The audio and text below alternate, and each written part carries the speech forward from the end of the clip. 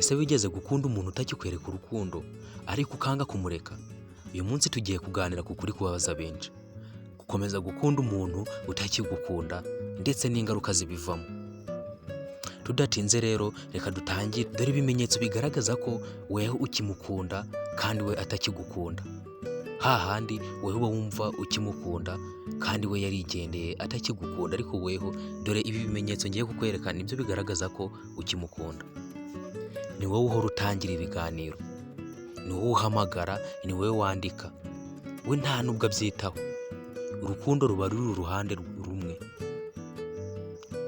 Ikimenyetso cya kabiri, nta kwitaho nk'uko byahoze, nta kubaza uko umeze, ntashaka kukumva.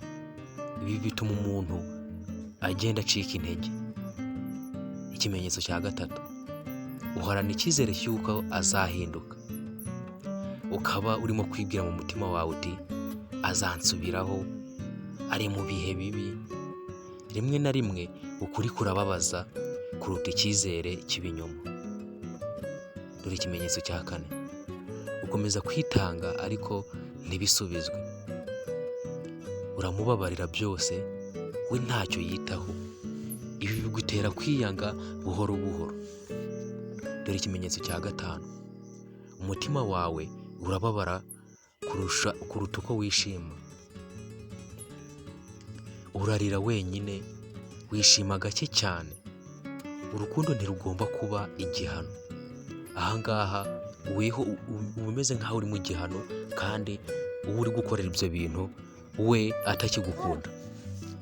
Dore inama y'ingenzi, gukomeza gukunda umuntu utakigukunda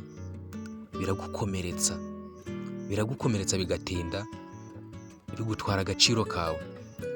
Kureka si ugutsindwa, ni ukwikiza.